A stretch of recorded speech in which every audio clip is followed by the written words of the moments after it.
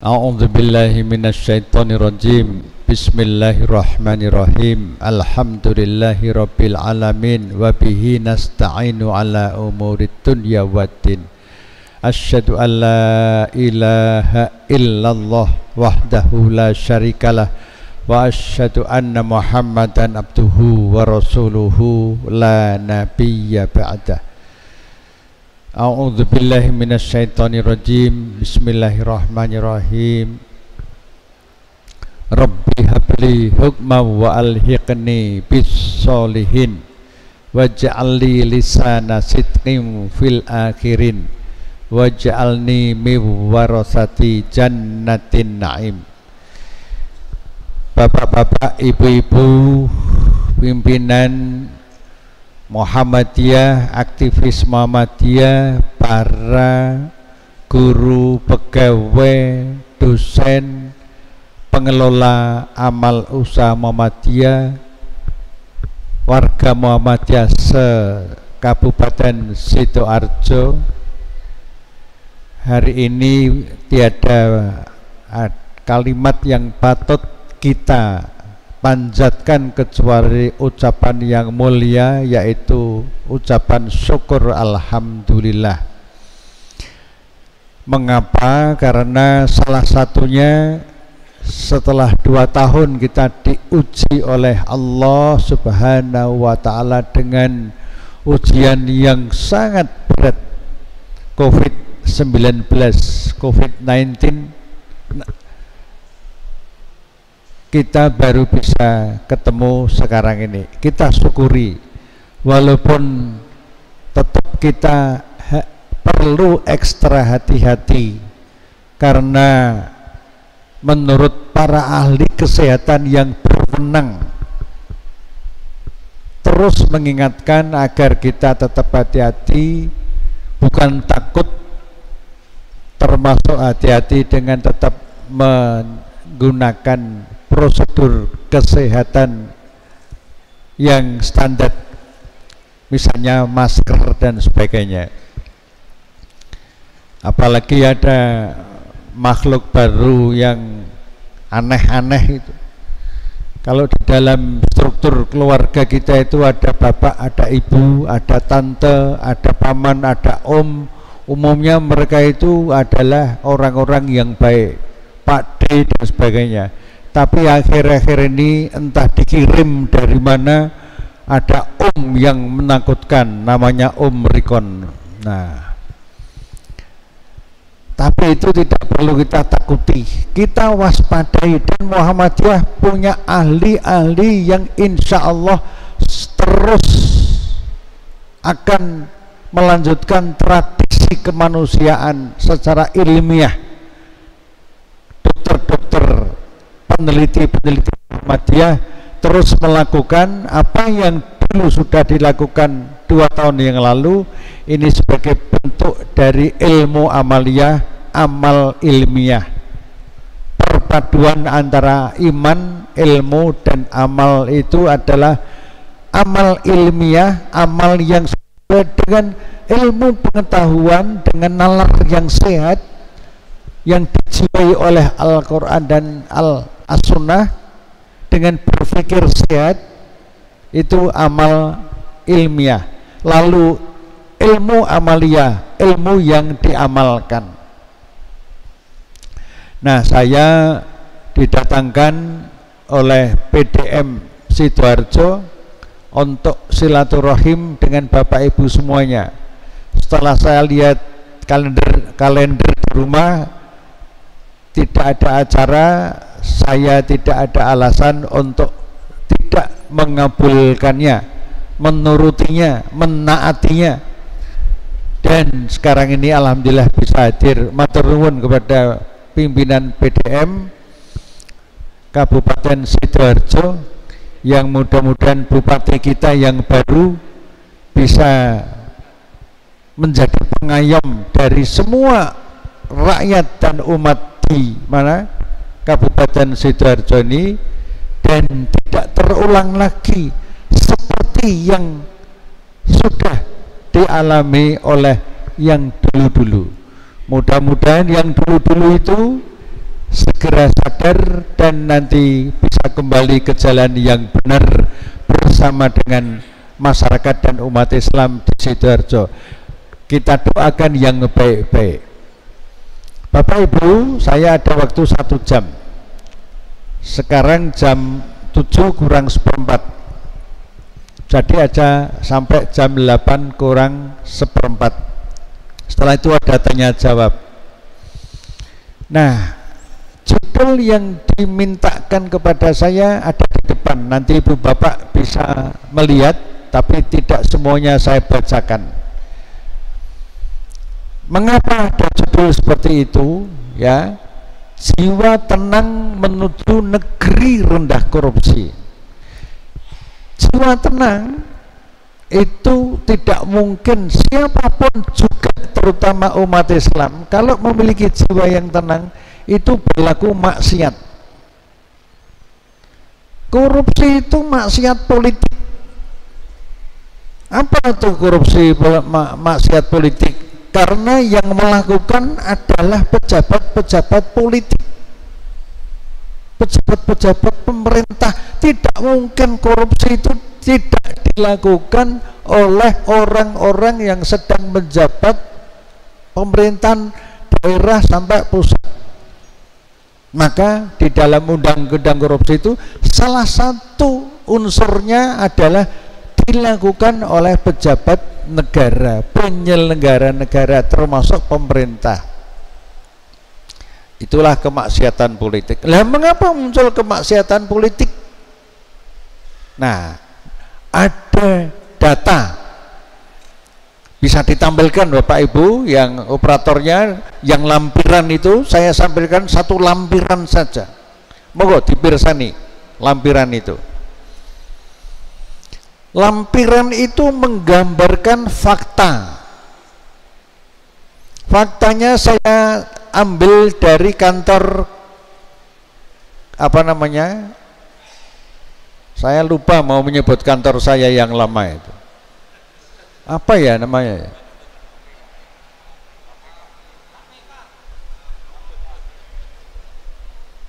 Kantor saya yang lama itu apa itu? KPK. Nah, KPK. Lupa saya kepada KPK ini. Sekarang saya sudah aktif di penasihat PKK Bapak Ibu. Di RT saya. Jadi sering kumpul dengan Bapak Ibu di kampung-kampung itu, kumpul dengan ibu-ibu PKK. Nah, ibu-ibu PKK sempat saya itu usianya sudah sepuh-sepuh. Nah, Bapak Ibu, itu angka-angka itu jumlah pelaku kemaksiatan politik seluruh Indonesia. Jawa Timur ada enggak? Lihat sendiri.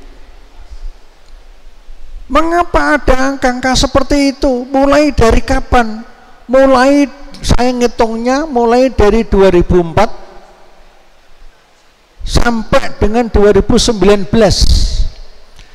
2 periode Pak SBY, 2 periode kan Pak SBY, sampai 1 periode Pak Jokowi 2014 sampai 2019. Nah, angka-angka penjahat, perampok kekayaan negara itu, bahasanya korupsi itu kan, bahasa korupsi itu bahasa politik, bahasa hukum. Nek dijelaskan dengan kalimat yang sederhana, korupsi itu kejahatan perampokan harta negara yang sesungguhnya itu merupakan harta rakyat yang harus dikuasai oleh negara, diurus oleh negara, tapi untuk sebesar-besar kemakmuran rakyat Indonesia. Lah ini untuk kemakmuran rakyat pejabatnya. Angka-angka itu seluruh Indonesia ada. Paling banyak adalah 305. 305 itu pusat pemerintahan. Epicentrum kejahatan politik itu tetap di Jakarta. 305 itu Bapak Ibu. Nah, Mengapa ada angka seperti itu? Jawabannya banyak, tapi saya singkat supaya Bapak Ibu nanti bisa saya berikan kesempatan bertanya. Singkatnya apa? Singkatnya adalah pelanggaran agama Islam sekaligus pelanggaran Pancasila, terutama sila pertama, akibatnya sila kelima. Sila pertama itu apa? Ketuhanan yang Maha Esa. Ketuhanan yang Maha Esa isinya adalah agama-agama di Indonesia. Ada 5 agama yang mayoritas alhamdulillah agama umat Islam. Jadi Pancasila tidak bisa dipisahkan dengan agama. Kalau ada yang mengatakan dipisahkan, itulah yang sesungguhnya anti Pancasila, tapi pura-pura Pancasila. Banyak sekali, alhamdulillah. Tidak banyak, tapi banyak sekali. Apal kami, ada datanya. Nah, pusat kejahatan politik itu tetap di Jakarta, tapi berdampak destruktif di daerah-daerah. Apa hubungannya pusat dengan daerah? Nah, karena ini disebabkan proses-proses politik, terutama lewat pemilu dan lewat pilkada-pilkada. Saya hitung sejak 2004 sampai 2019.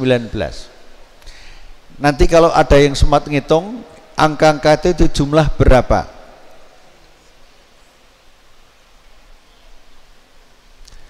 2019 sampai 2020 kami punya data dari ICW, Indonesia Corruption Watch, anak-anak muda di Jakarta, ya, tapi kerjanya begini. Data yang saya ambil dari mana ICW itu 2019 sampai 2020 pelaku kejahatan perampokan uang negara yang hakikatnya uang rakyat seluruh Indonesia itu jumlah pelakunya berapa? 2.434. 1 tahun Bapak Ibu, se-Indonesia. Maka tadi sambutan PWM disampaikan dan didengarkan oleh Bapak Ibu semuanya, termasuk yang Bapak Ibu di tengah mau di lantai 2, yang di lantai bawah ini yang mendengarkan tadi sambutan BWM adalah Sekretaris BWM Pak Tamhid. Pak Tamhid tidak ada di depan tapi ada di tengah-tengah ini. Nah, itu gaya orang Muhammadiyah itu merayat. Nah, itu gaya Muhammadiyah. Walaupun di tengah, tapi karena badannya tinggi, cukup besar, kelihatan juga. Tawadhu. Wa ibadur rahmanil ladzina yamsuna 'alal ardi hauna wa idza khatabahumul jahiluna qalu salama. Ciri-ciri hamba Allah yang Maha Penyayang itu kalau berjalan di bumi Allah itu tawadhu, tidak sombong. Nah, Pak Tamhid salah satu contohnya, tidak selalu harus di depan. Nah, kembali ke ini Bapak Ibu.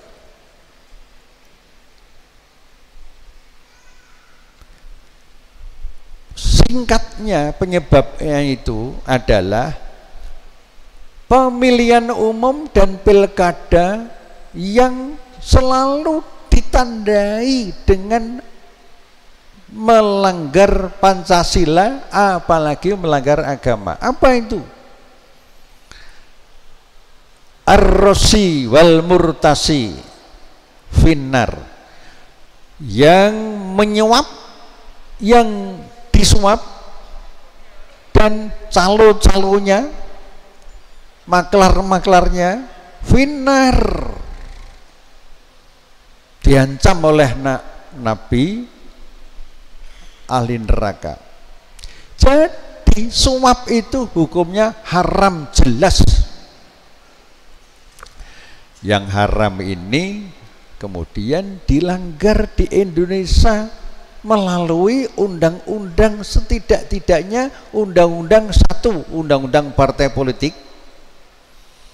Yang kedua, undang-undang pemilu. Yang ketiga, undang-undang pilkada. 3 undang-undang inilah yang menyebabkan pemilu kita ini tidak mungkin bebas dari praktek suap. Sekarang saya ingin menyampaikan,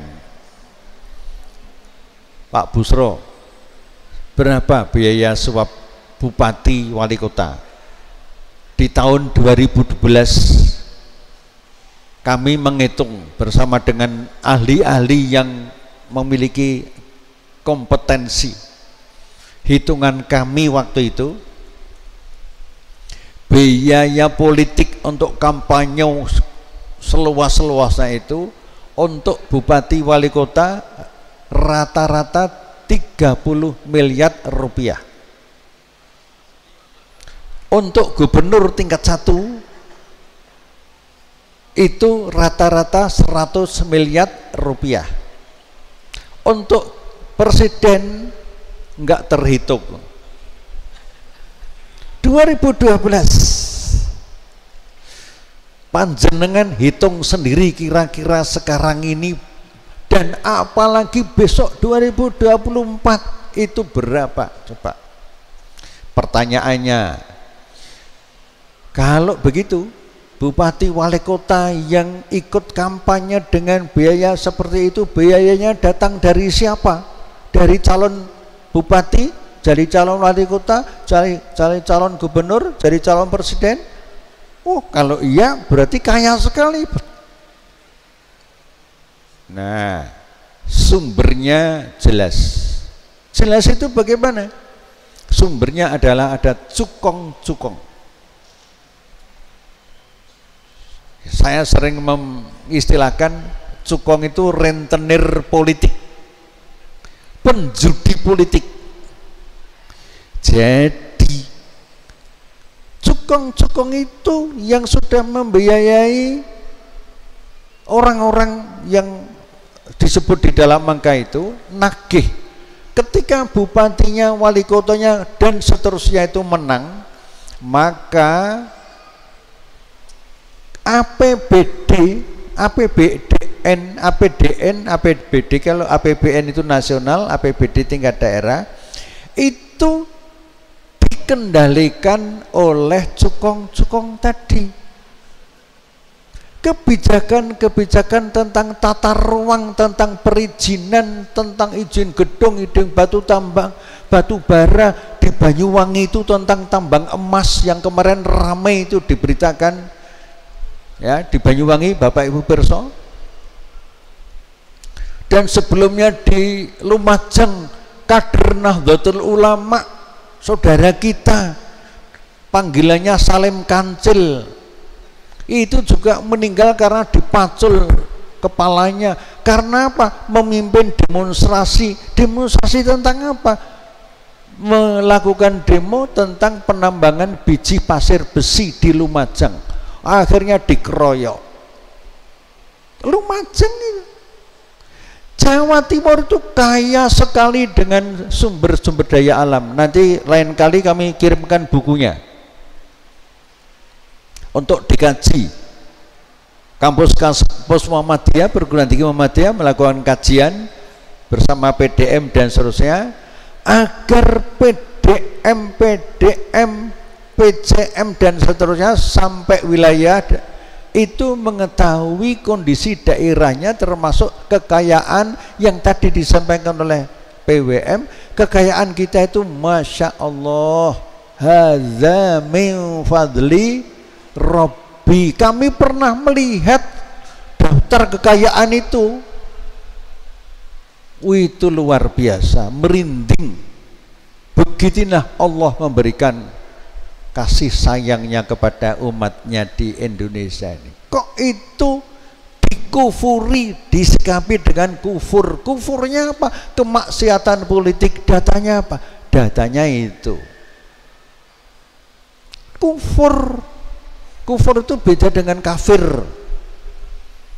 Orang beragama tetapi kalau maksiat seperti itu kufur. Begitu. Nah, Bapak Ibu yang berbahagia, saya minum dulu. Nah.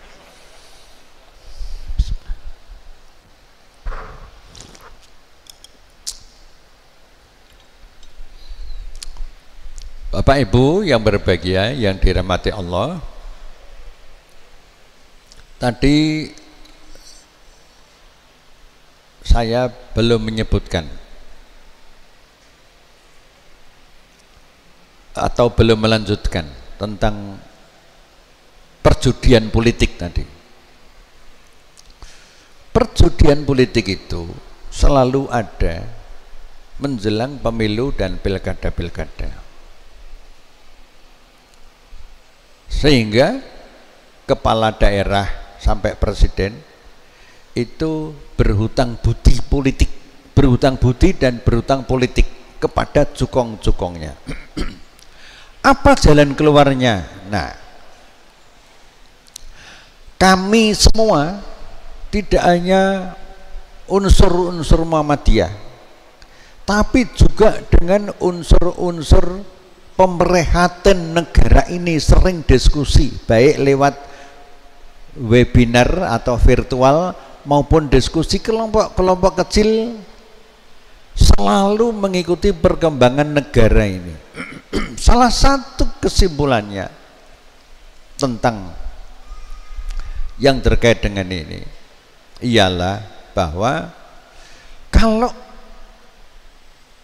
3 undang-undang tadi tidak segera dicabut, direvisi, maka dugaan keras sekali berdasarkan hitungan-hitungan yang sesuai dengan ilmu yakin, keyakinan ilmiah, analisis ilmiah,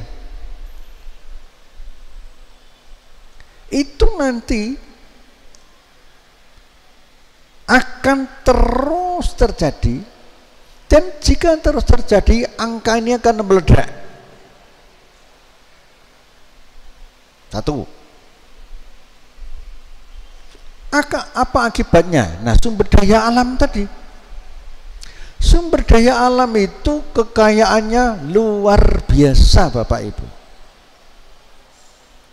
Ada kurang lebih ya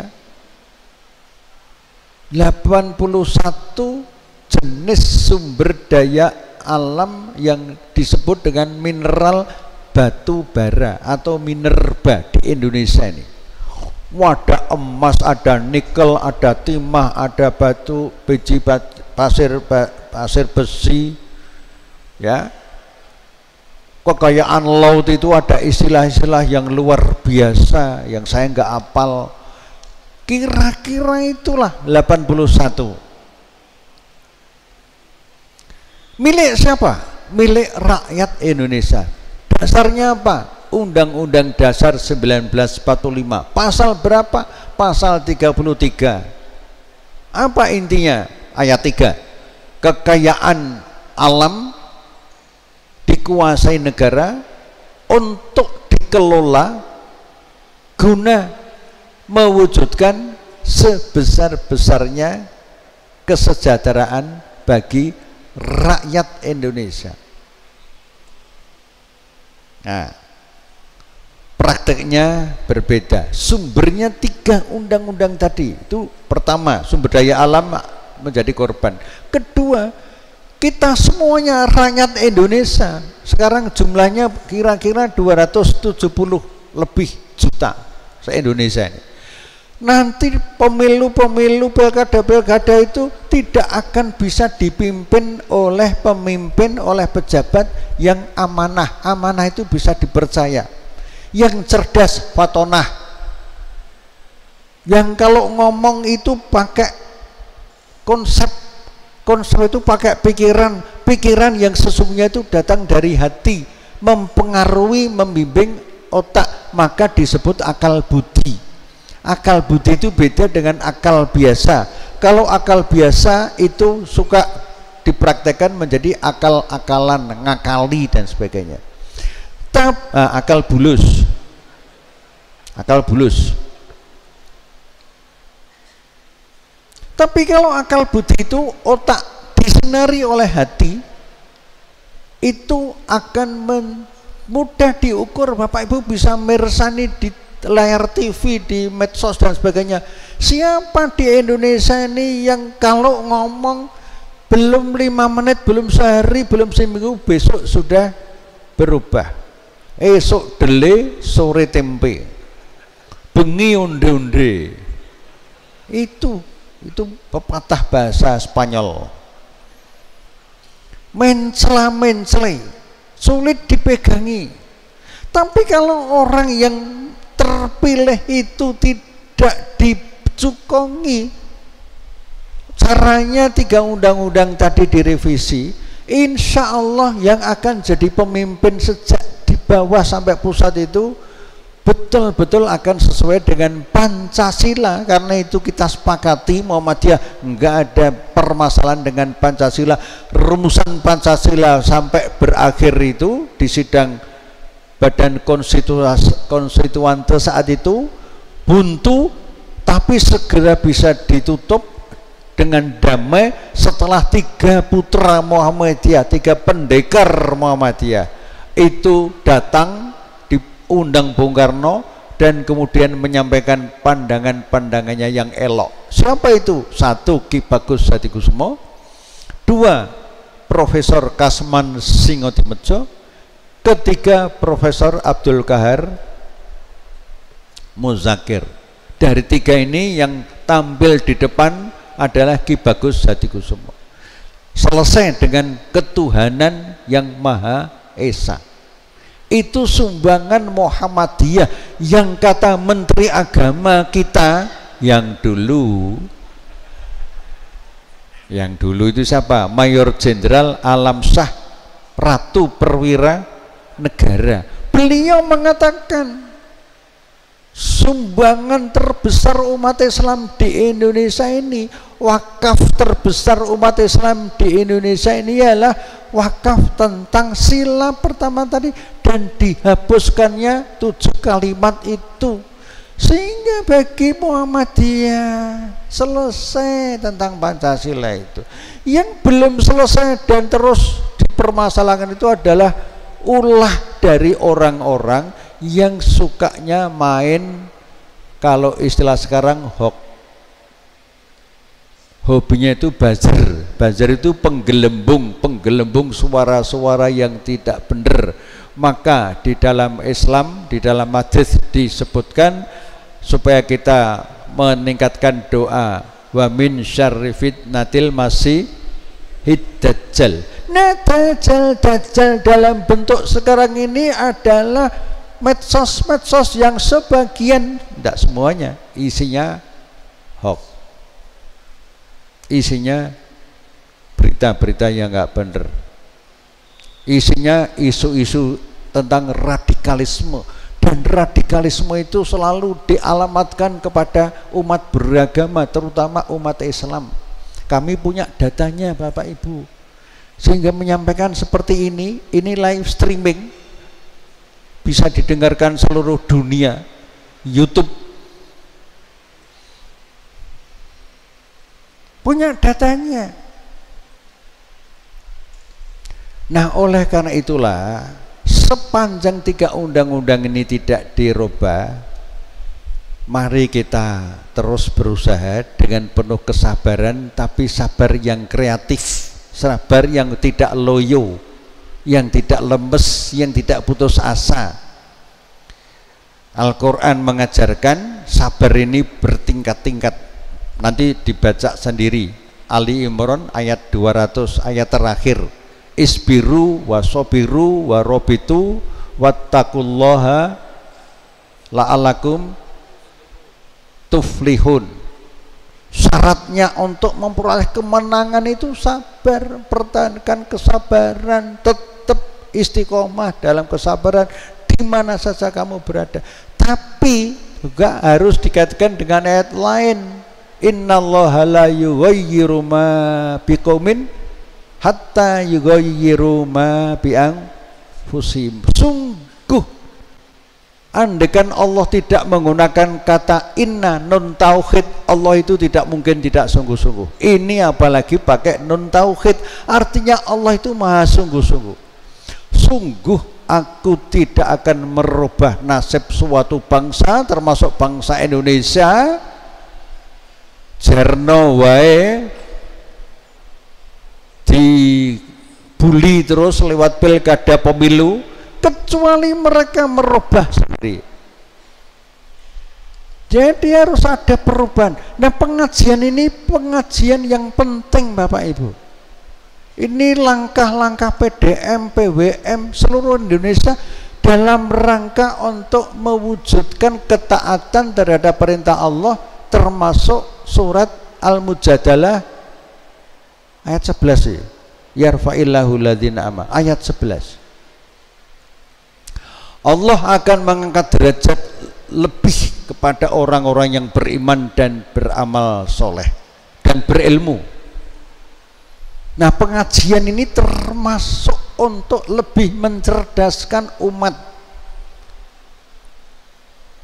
Saya tambahkan sedikit, kira-kira 2 bulan yang lalu saya diundang PCM di Limpung. Limpung itu PCM di selatan Pekalongan.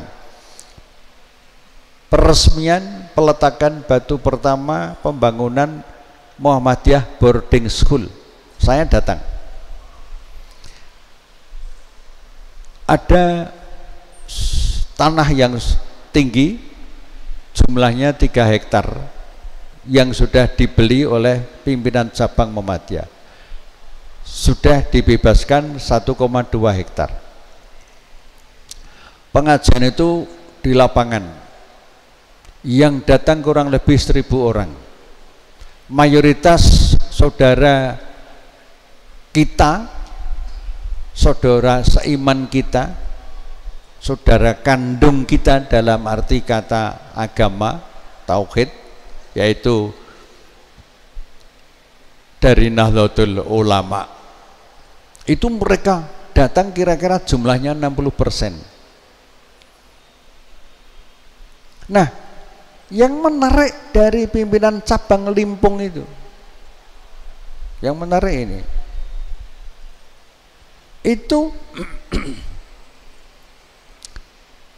amal-amal usaha Muhammadiyah di cabang ini, pendukung utamanya justru banyak datang dari saudara-saudara kita tadi.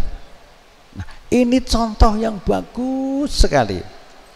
Mereka ini semakin tersadarkan bahwa eyangnya dulu Kiai Haji Ahmad Dahlan, satu perguruan di Mekah bersama Kiai Haji Hasyim Asy'ari. 2 tokoh utama inilah yang mempunyai amal jariah dengan Muhammadiyah, dengan Nahdlatul Ulama. 2 ormas ini bersama ormas lain itu menjadi tulang punggung negara kita ini. Kalau dua-duanya terus pengajian dan salah satu temanya itu tentang pendidikan supaya melek politik. Melek politik itu melek untuk melihat situasi negara, termasuk sebagian kecil situasi seperti tergambar seperti ini, agar kita bisa mengambil pelajaran. Setelah bisa mengambil pelajaran, kita bisa berbuat untuk apa? Untuk nolong negara kita ini yang semakin remuk karena ada kekuatan peremuknya. Jadi kasihan rakyat Indonesia ini kalau terus dipimpin oleh orang yang pembohong. Pembohongnya lewat kenegaraan, tipu-tipunya lewat kenegaraan. Di situ sudah saya sebutkan. Nanti kalau mungkin suatu saat bisa dicetak, nah bisa diberikan kepada Bapak Ibu semuanya pada saat pengajian yang akan datang, dibagikan merata. Nah, jadi saya simpulkan yang bagian ini, kalau angka ini cara merubahnya ialah kita berusaha keras di seluruh Indonesia melalui DPRD Sidoarjo, melalui Bupati Sidoarjo yang baru. Kita dialog, nggak usah banyak-banyak, namanya dialog. Kampus datang memberikan kajian supaya undang-undang tadi dicabut. Kalau Sidoarjo mempelopori, Lamongan mempelopori, lain-lain mempelopori, akhirnya ketika undang-undang tadi dicabut karena desakan rakyat dari bawah, siapa tahu nanti terus dicabut. Dan kalau dicabut, tidak ada aturan tentang ambang batas atau presidensial threshold. Kalau itu sudah ditiadakan dengan persentase yang rendah, tidak ada pilkada pemilu dengan permainan cukong-cukong tadi. Nah, angka itu insya Allah akan menurun kalau berubah drastis. Rasa-rasanya sulit. Makanya saya judulnya negeri yang rendah korupsinya. Sudah rendah itu sudah bagus Bapak Ibu. Jawa Timur berapa? Probolinggo, Wali Kota Malang, Nganjuk, Sidoarjo ini, terus mana lagi? Batu, banyak. Padahal provinsi yang mayoritas Islam, sehingga umat Islam ini faktanya tidak dihargai, tidak dihormati dengan pelaku-pelaku kejahatan tadi, karena korupsi itu memelaratkan rakyat, bahkan pembunuhan pelan-pelan terhadap rakyat. Dibunuh karena berdampak kepada pengangguran. Mengapa pengangguran? Karena tanahnya diserobot. Mengapa diserobot? Karena ada izin untuk penyerobotan itu. Tanah itu diberikan kepada korporasi-korporasi, pada perusahaan-perusahaan. Milik siapa perusahaan? Nah, itu dia. Jadi kami juga punya data. Izin ini harganya miliaran Bapak Ibu. Satu izin tambang dari bupati di salah satu daerah, satu izin tambang Pak, itu suapnya, rismahnya kepada bupati itu 30 miliar tahun 2012, sekitar itu. Satu izin tambang. Apakah itu barang halal? Jelas tidak halal. Kalau mereka untuk muslim diterjang itu ar-rasi wal murtasi finnar, itu diterjang itu hadis innahu la tadkhulul jannah lahmun wa damun nabatan ala suhtin annaru aula bihi. Sungguh tidak akan masuk surga orang-orang yang dagingnya seluruh badannya itu berasal tumbuh dari barang-barang yang haram. Annaru aula biha. Nerakalah yang tempat layak dihuni oleh mereka itu. Hadis ini bertentangan. Sebentar, hadis ini kalau diterjang, akibatnya ya seperti ini. Sebaliknya Muhammadiyah dan lain-lain yang selama ini mengamalkan hadis irhamu mau fil ardi yarhamkum mau fis sama, sayangilah yang di bumi, lintas agama, lintas suku, lintas jabatan, lintas status sosial. Sayangilah. Irhamu man fil ardi yarhamkum man fis sama. kamu akan disayangi yang ada di langit Allah. Muhammadiyah sudah sejak berdirinya itu mempunyai karakter. Hadis ini diamalkan sehingga ciri orang Muhammadiyah di mana-mana itu selalu memberi itu lebih baik daripada menerima.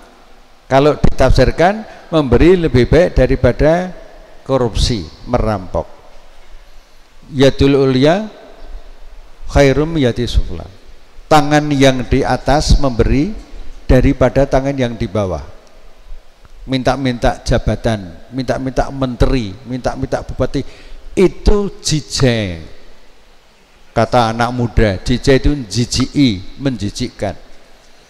Bukan meruah umat Islam kalau ngemis-ngemis jabatan, tapi kalau diberi jabatan, orangnya mampu, dirembuk baik-baik, jangan ditolak. Demi negara juga demi rakyat.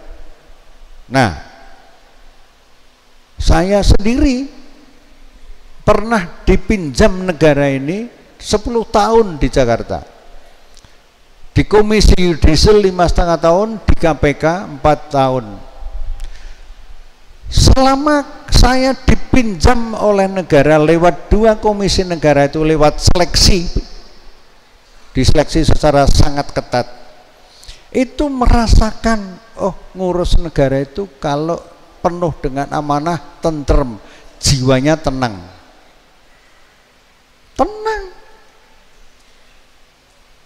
Habis menjalankan amanat 10 tahun selesai, kembali dengan tenang.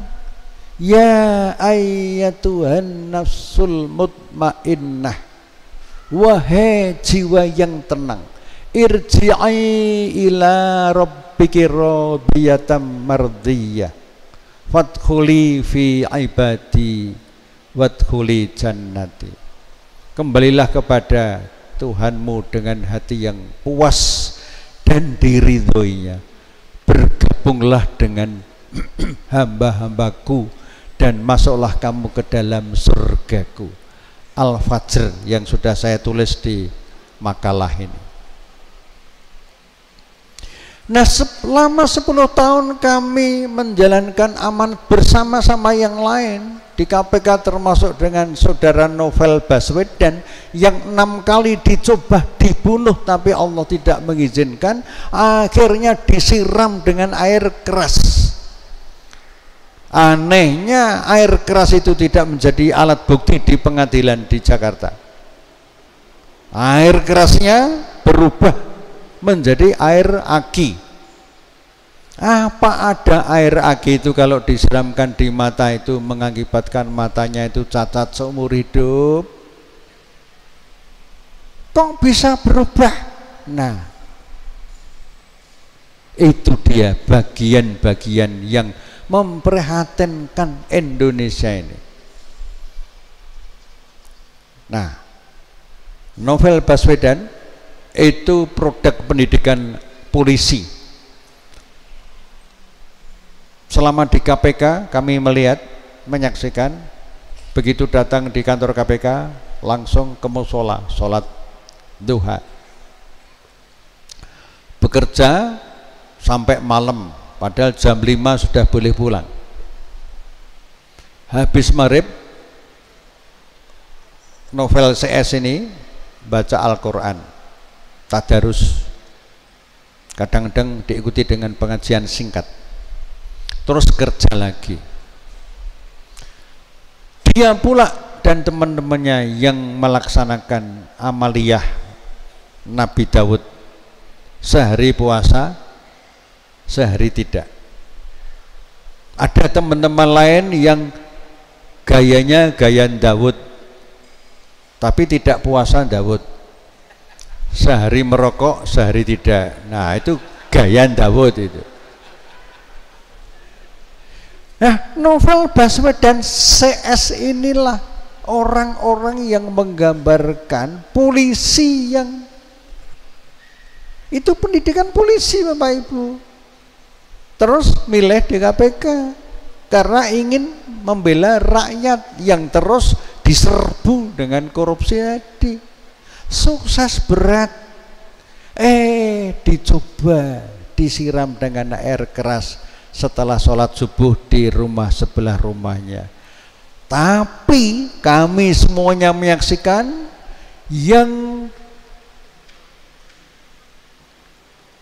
cacat seumur hidup itu mata kirinya nggak bisa melihat, tapi mata hatinya semakin menyala-nyala. Itu dia mata hatinya, Bapak Ibu. Mata kanannya bisa lihat, kalau membaca HP atau membaca berkas-berkas itu harus begini, dengan mata kirinya itu cuma 60 sampai 80%. Kok bisa terjadi di Indonesia kayak gitu itu? Kok bisa? Siapa yang Pancasilais? Siapa yang menistakan Pancasila itu? Pura-pura Pancasila itu, munafik dengan Pancasila, munafik dengan agama. Siapa? Semua ini adalah perilaku orang-orang yang tidak memiliki jiwa yang tenang. Maka kunci dari semuanya itu adalah mari kita membangun jiwa kita ini seperti lagu kebangsaan Indonesia Raya. Bangunlah jiwanya, bangunlah raganya. Bangun jiwa dulu, baru bangun raga, bangun fisik, materi. Penting itu materi. Maka ada ayat kulu wasrobu wala tusrifu. Kulu wasrobu, kulu mirizkillah wala taufil ardi mufsidin. Makan dan minumlah tapi jangan berlebih-lebihan. Korupsi itu mbahnya berlebih-lebihan. Kulu wasrobu, makan dan minumlah rezeki dari Allah, tapi jangan melakukan perusakan. Tambang-tambang dirusak. Akibatnya kemarin yang demo atas nama rakyat Banyuwangi itu, di Pakel itu, dihajar oleh aparat. Mudah-mudahan Kapolri sudah mendengar ini dan dilapori yang jernih dan segera melakukan tindakan. Jadi jiwa tenang itu tidak mungkin mendekat kepada perbuatan maksiat. Lawang makan saja itu yang halal aja nggak boleh berlebih-lebihan. Misalnya ini ada teman saya di Jogja, ya, siang makan durian, malam makan sate,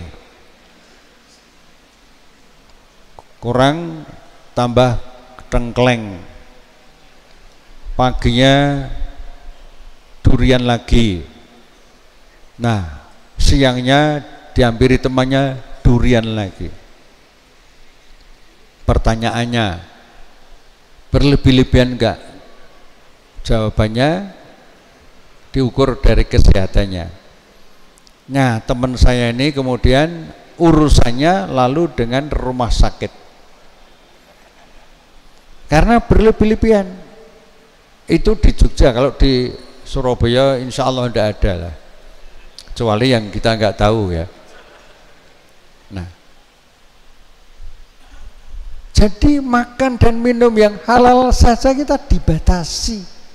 Nah, koruptor itu serakah, celutak, apalagi deremis, dah serba seperti, maaf ya, seperti binatang, perilaku binatang itu.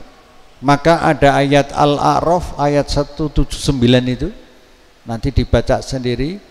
Salah satu ayat ini itu, ayat itu intinya mereka sudah diberi pendengaran, penglihatan dan hati tapi tidak mensyukurinya, kemudian mereka itu perilakunya seperti binatang. Ulaika kal an'am balhum adol, bahkan lebih rendah daripada binatang. Binatang buas maksud saya. Kalau binatang-binatang yang semut itu kalau kita pelajari bisa memberikan makna yang positif. Mana ada semut yang keluar tidak gandeng-gandengan, Semut apapun kalau keluar dari lubangnya itu ketemu bersalam-salaman. Kira-kira Assalamualaikum warahmatullahi wabarakatuh. Kira itu semut muslim itu. Semut muslim ketemu semut NO. Ahlan wa sahlan. Assalamualaikum. Mana ada semut bisa mendapatkan makanan yang tersisa dimakan sendiri? Enggak. Selalu ngundang teman-temannya, gotong royong, kemudian makanan itu digeret bareng-bareng, dimasukkan tempat yang aman, dimakan bareng-bareng itu semut. Makanya Allah memberi salah satu nama suratnya dengan An-Naml. Ada juga An-Nahl, binatang. Nah, ini kisah betul, pelajaran dari alam, dari Lampung dan dari Banjarnegara. Ada 2 orang datang ke rumah saya, Pak Busro, ini ada kopi luwak, ini kopi biasa, silahkan nanti diminum, dimasak sendiri-sendiri, beda enggak? Kan saya hobi kopi, Bapak Ibu. Mengapa hobi kopi? Karena saya dulu tugas di Jakarta itu harus menyelesaikan tugas kampus dan harus selesai singkat. Kalau enggak selesai saya dikeluarkan dari kampus, sehingga harus melek. Karena melek enggak kuat, ngantuan, saya tanya teman saya, Mas, aku punya tanggungan pekerjaan, harus selesai, caranya gimana? Minum kopi. Sudah, saya sudah minum kopi tapi ngantuk terus. Kopi panas, sudah kopi panas. Campur apa? Campur odol, Pepsodent. Aneh-aneh ini, coba aja.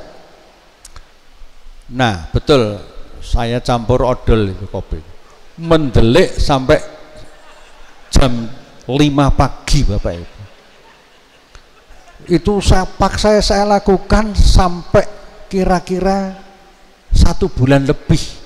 Saya nggak pulang ke Jogja karena harus menyelesaikan tugas sekolah tadi. Manfaatnya kopi. Nah, tentang kopi luwak tadi.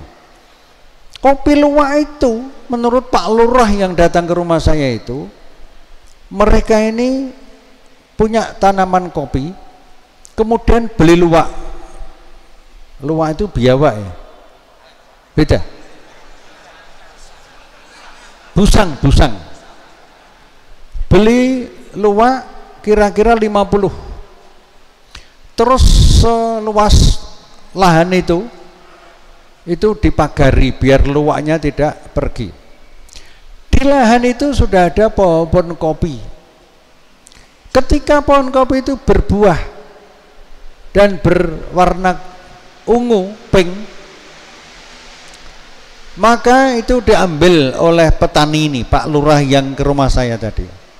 Setelah kopi yang ungu tadi diambil, dimasukkan di dalam, di sini ada istilah tampah ya, piring yang dari bambu itu.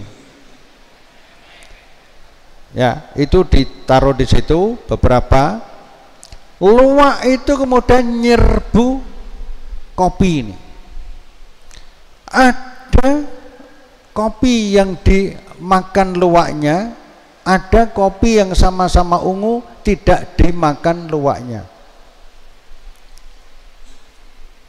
Artinya apa? Secara maknawi, luwak itu mampu dengan instingnya, bukan dengan otaknya. Otak nggak ada di binatang itu.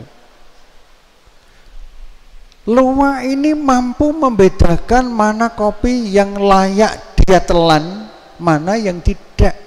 Sama-sama ungu. Nah, kopi yang ditelan ini kemudian masuk ke perut. Setelah masuk perut, keluar dari belakang bersama kotorannya itu. Nah, kopi yang keluar dari bagian belakang ini kemudian dicuci sampai bersih, dijemur, kemudian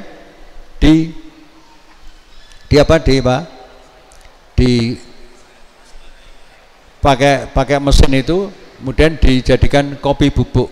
Ada yang ditumbuh, yang enak yang ditumbuh. Setelah saya dapat penjelasan dari Pak Lurah proses-proses perkopi luwaan itu, saya malamnya berpikir, mensyukuri pikiran mumpung sehat. Oh, kopi saja mampu membedakan, luwak saja mampu membedakan mana kopi yang layak makan, mana kopi yang tidak layak dimakan. Luwak bandingkan dengan angka itu tadi, APBD dimakan, aspal dimakan, tes pegawai dimakan, perizinan dimakan, sampai urusan haji dimakan. Luwak tenan kuwi. Nah, yang kedua apa hikmahnya? Ini akibat merenung versi saya sendiri. Coba saya tanya kepada teman saya yang dari Lampung itu, berapa harga kopi yang luwak sama yang tidak luwak untuk diekspor? Yang diekspor, Mas, kata kepada saya, yang diekspor itu 5 kali lebih harganya.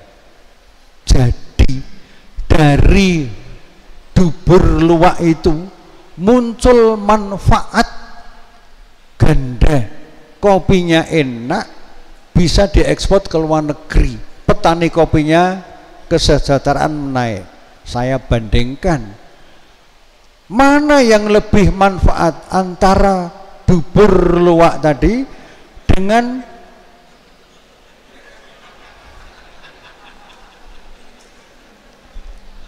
mulut orang-orang yang suka bohong itu. Siapa? Ya lihat aja televisi itu, lihat berita-berita. Siapa yang suka bohong di tingkat nasional, di tingkat daerah? Baik yang berurusan dengan KPK maupun yang tidak. Mana manfaatnya? Oh, maka benar kalau Allah menyampaikan ulaika kal an'am balhum adol. Itu luwak. Itu pelajaran. Watil kal amsalu nadribuha linnasi la'allahum yatafakkarun. Allah itu sudah memberikan banyak sekali perumpamaan termasuk luwak tadi, semut tadi dan lain-lain, agar kita itu dapat pelajaran, mengambil pelajaran. Tapi Allah juga menyiptakan anjing, menciptakan babi atau celeng, menciptakan ular kobra. Nah, babi itu kata orang-orang yang ahli perbabian itu, katanya, saya tanya, babi itu kalau sudah kenyang jalannya terus, tidak lihat kanan kiri, nerjang itu ada. Simbol orang-orang yang menolak ajakan kebaikan. Sudah diberi ajakan kebaikan oleh ajaran Islam melalui NU, melalui Muhammadiyah, melalui Persis dan lain-lain, tapi jalan terus. Kita sudah mengingatkan 3 undang-undang itu segera direvisi, jalan terus. Seperti apa? Nah, kita bisa semuanya mengambil pelajaran dari banyak amsal-amsal atau tamsil-tamsil di dalam Al-Quran dengan beberapa contoh yang tadi.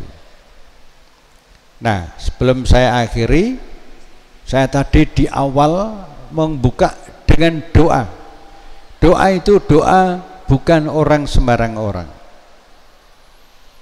Doa itu ada di dalam Al-Quran surat Asy-Syu'ara ayat 83, 84 dan 85.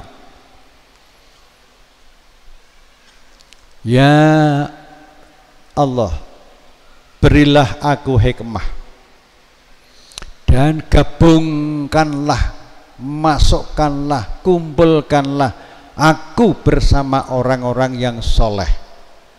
Soleh itu orang Islam mengamalkan ajaran agama dengan oleh Allah. Setelah apa? Setelah dia menjadi penegak hukum dengan adil, benar, tanpa suap. dan ibadahnya tertib. Allah mengirimkannya, menuntunnya meninggal dengan husnul khotimah. Apakah seperti itu tidak bisa kita alami? Insya Allah bisa. Selepas dari pengajian ini Pak Tamhid masuk rumah sakit terus meninggal, atau saya atau ibu-ibu, insya Allah kalau kedatangan ke sini itu kita ikhlas, husnul khotimah akan dikenang. Bukan kita cari-cari kenangan, enggak. Nabi Ibrahim itu maksudnya bukan cari kenang-kenangan, cari enggak. Itu kan orang-orang pemulung-pemulung politik gitu yang suka cari-cari citra. Ini orang-orang ikhlas. Jawa Timur orang seperti ini baik. Dan yang terakhir ini yang nomor 3 itu Bapak Ibu, itu saya alami di zaman Orde Baru. Saya dijebak-jebak oleh Intel TNI. Katanya saya terlibat dalam urusan ingin mendirikan negara Islam. Berkali-kali kami diperiksa, saya datang dengan gagah. Enggak jelas. Akhirnya saya bilang sama Intel itu, Pak, begini aja, segera ditutup, bawa ke pengadilan, saya nanti akan membela diri saya sendiri karena saya punya kartu izin advokat. Segera saja, kami lelah diperiksa berkali-kali. Enggak dibawa ke pengadilan, kata itu memang rekayasa. Suatu saat saya ditelepon oleh seorang guru besar di kota Yogyakarta. Pak Busro di rumah? Ya. Saya minta tolong, dimintai tolong oleh tetangga saya. Kepingin sowan panjenengan untuk silaturahmi dan minta maaf. Kaget saya. Siapa toh kalau boleh tanya tetangganya itu? Itu mantan Intel yang dulu sering meremotkan Bapak. Namanya ini. Oh, saya jadi ingat. Lah mengapa orang itu bertahun-tahun stroke tapi rajin ke masjid? Rajin karena keluarganya keluarga muslim yang baik.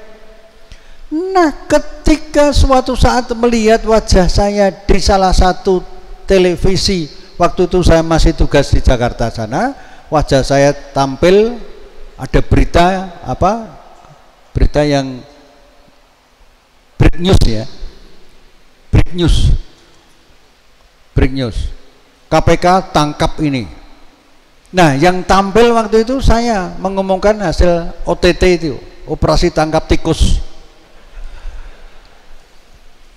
Nah, mantan Intel ini lihat gambar saya di TV, lalu di masjid ketemu profesor tadi, lalu ingat masa lalunya, suka nguber-uber saya, Bapak Ibu, nguber-uber betul.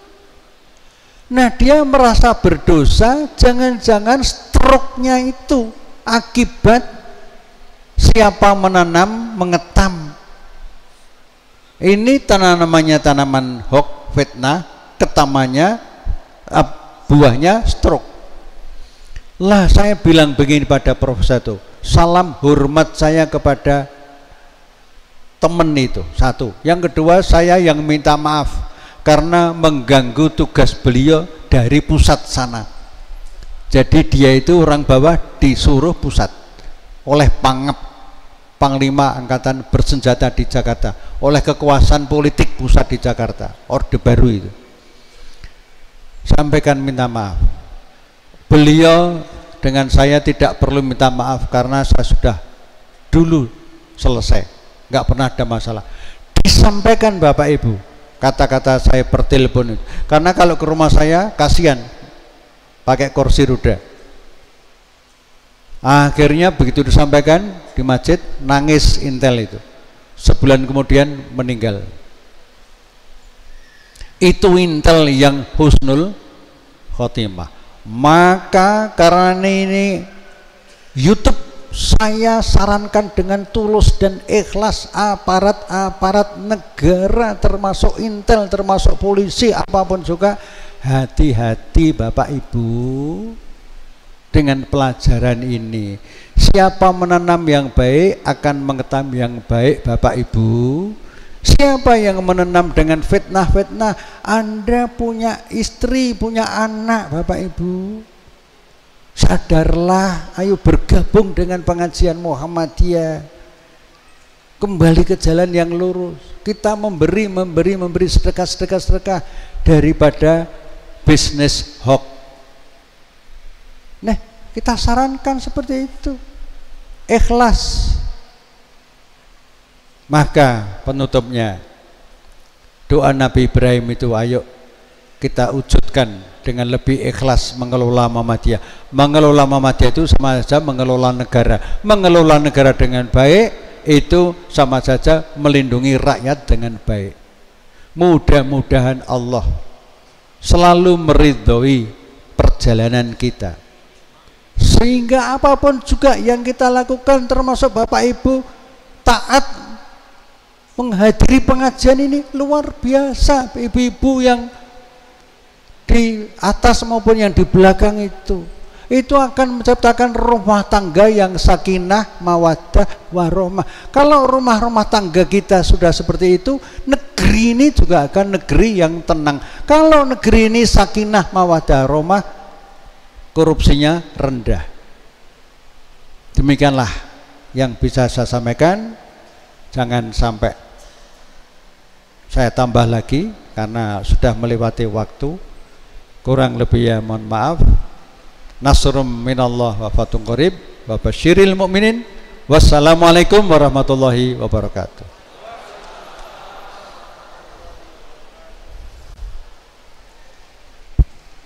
Berikutnya adalah sesi tanya jawab. Untuk penanya kami berikan kepada 2 penanya saja, Ustadz, dan monggo maju ke depan karena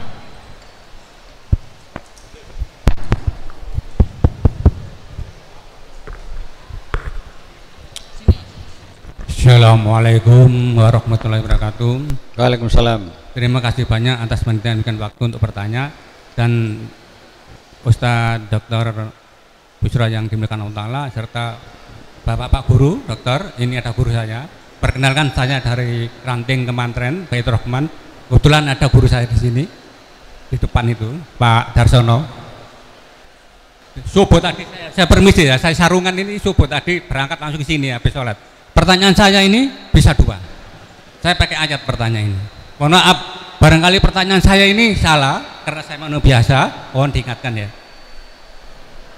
Saya kalau memprediksi, menyemak dari Bapak tadi, terangan tadi mengenai tata kenegaraan. Kenapa korupsi? Kenapa koruptor? Anggaplah simpelnya Indonesia terpuruk. Ya. Pertanyaan saya, apakah bisa dikaitkan sama surat Al Imran 200 tadi disebutkan ya? Ya ayyuhalladzina amanu isbiru wasobiru warobitu wataqullaha la'allakum tuflihun. Yang artinya sabarlah kamu, kuatkanlah kesabaran, wasobiru warobitu. Nah, warobitu ini Pak ya, tetaplah kesiagaan, bersiap-siagalah di tepi atau di perbatasan negerimu. Itu warobitu. Wataqullaha, dan bertawaklah agar kamu beruntung. Jatuh pertanyaan ini ada di lafadz warobitu, karena tadi itu Indonesia ini yang dipersiapkan kesiagaan di tepi negerimu. Nah, apa yang dimaksud penjelasan itu tersebut? Apakah bisa dikaitkan dengan keterangan Bapak Ustadz tadi? Pertanyaan 2, tadi Bapak menyebutkan dalam kufur orang Indonesia itu terpuruk, atau kalau saya pribadi ya, saya amati mayoritas Indonesia itu 90% Islam, tapi korupsi, koruptor, apakah tidak malu kita sama Allah? Nah, itu hanya prediksi saja. 1, innalladzina amanu summa kafaru summa amanu summa dzatu kufrun lam yakunillahu liyaghfira lahum wa la yahdihum sabilan. Sungguh orang beriman lalu kafir, beriman lagi, kafir lagi, summa dzatu kufur, bertambah kufur. Jadi Apakah bisa dikaitkan dengan pertanyaan tersebut? Terima kasih. Berikutnya satu pertanyaan.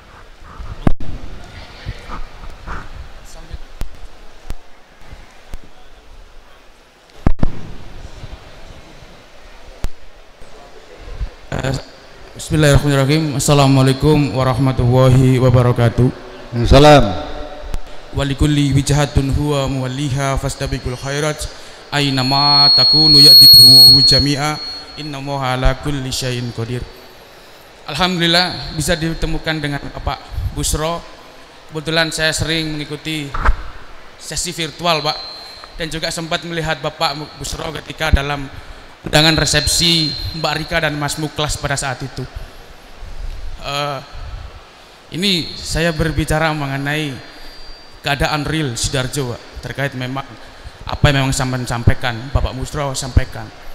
Yang menarik yang pernah saya ikuti dalam kajian Pak Busro terkait milad KHM kedua tahun, Pak, yang mana Pak Busro berpesan kepada para pemuda Muhammadiyah KHM tentunya untuk melakukan jihad ekologi, yang mana ketika berbicara mengenai ekologi singkat. Ya, ketika berbicara mengenai ekologi, Sidoarjo hari ini sangat krisis dengan ekologi, Bapak. Terjadi di sebelah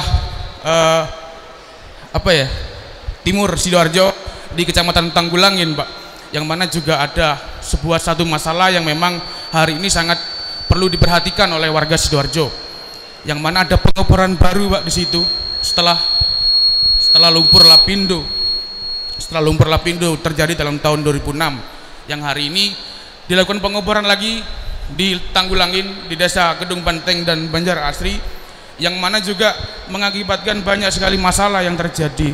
Nah, ketika berbicara mengenai sebuah sumber daya alam atau lingkungan, ini adalah sebuah celah bagaimana tindakan korupsi atau geragas ini yang dilakukan oleh elit itu. Langsung pertanyaan. Ya gitu, Pak. Bagaimana cara kita akhirnya ketika sebagai warga Muhammadiyah melihat kondisi itu? Terkadang kita itu selalu memikirkan ketika ada bencana alam, kita banjir di Tanggulangin selama 2 bulan, Pak, ya. Kita melakukan aksi sosial untuk pembantuan logistik. Tapi terkadang kita lupa bagaimana cara kita bisa menanggulangi mencegah itu sebelum terjadi banjir. Banyak hal kajian memang sebentar, Mas, saya dalam oleh Pak Busro menceritakan Sidoarjo, karena ini masalah Sidoarjo bagi saya. Karena saya aktif di Ikatan Mahasiswa Muhammadiyah, Pak, Kabupaten Sidoarjo, yang selalu mengawal isu-isu itu gitu. Menarik ketika Bapak menjelaskan banyak sekali contoh para pejuang yang akhirnya dimatikan oleh sistem, Pak, bagi saya. Ada Salim Kancil September 2015 dimatikan, ada Marsina, Pak, di Sidoarjo juga, yang hari ini lumpur lapindo itu banyak yang bilang bahwasanya itu adalah kutukan Marsina. Nah, cukup intinya itu, bagaimana mencegahnya tadi. Ketika warga Muhammadiyah, saya sebagai aktivis Muhammadiyah dan juga warga Muhammadiyah peduli akan hal itu, Pak. Bagaimana cara kita bisa menanggulanginya? Karena itu menurut kami itu adalah salah satu bentuk cikal bakal dari terjadinya korupsi. Terima kasih. Dari apa yang saya sampaikan, terima kasih. Billahi fi sabil haq wastabil khairat. Wassalamualaikum warahmatullahi wabarakatuh. Waalaikumsalam warahmatullahi wabarakatuh. 2 pertanyaan, terima kasih kepada yang bertanya. Yang pertama itu tadi mengutip kembali yang sudah saya bacakan, itu Ali Imran ayat terakhir, yaitu ayat ke-200. Itu pentingnya kita dalam situasi apapun juga tetap menjaga kesabaran. Di balik kesabaran itu pasti ada keuntungan, sampai Allah menekankan sabarlah dan tetap dalam kesabaranmu. Jika kamu berada di dalam batas suatu negeri, kalau kita artikan sekarang batas suatu negeri itu ya batas antara korupsi dan jihad kemanusiaan. Batasnya itu seperti itu.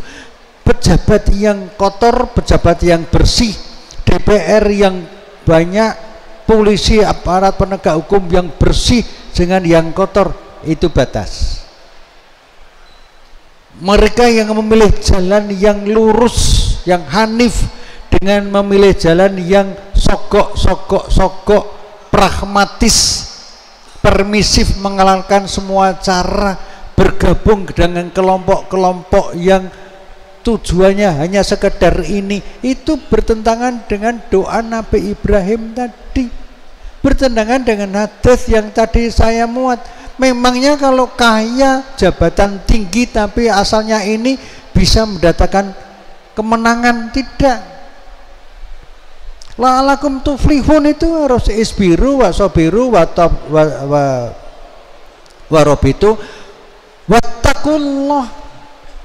Nah, bertakwa pada Allah ini yang berat tapi mulia. Insya Allah kita yang dimuliakan ini. Ya kalau kita nggak berat, ya mana mungkin pengajian ini. Tapi ini karena kita ingin surga itu, maka kita datang seperti doa Nabi Ibrahim. Ar-Rum ayat 21, Zaharul fasadu fil barri wal bahr, dan seterusnya. Telah tampak kerusakan di darat, di laut akibat tangan-tangan kamu semuanya. Itu bisa kita lihat. Salim Kancil tadi, beliau saya yakin husnul khotimah.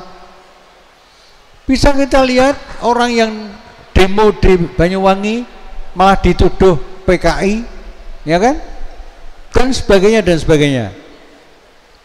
Nah, tambang Bapak Ibu sekarang ini sedang jadi prasmanan koruptor-koruptor. Prasmanan di Kalimantan, Masya Allah, Sulawesi, Masya Allah, di Rio CS hutan-hutan dibakari. Yang bakari siapa? PT siapa? Ya terkenal sekali yang di Jakarta suka mensponsori. Siapa yang mau disponsori? PT-PT itu. Kalau aktivis nggak hati-hati, nah dilumpuhkan dengan sponsor-sponsor dari korporasi-korporasi yang tugasnya itu membakar hutan, yang tugasnya merusak alam. Mereka itu punya backing coklat maupun hijau dan yang lain-lain.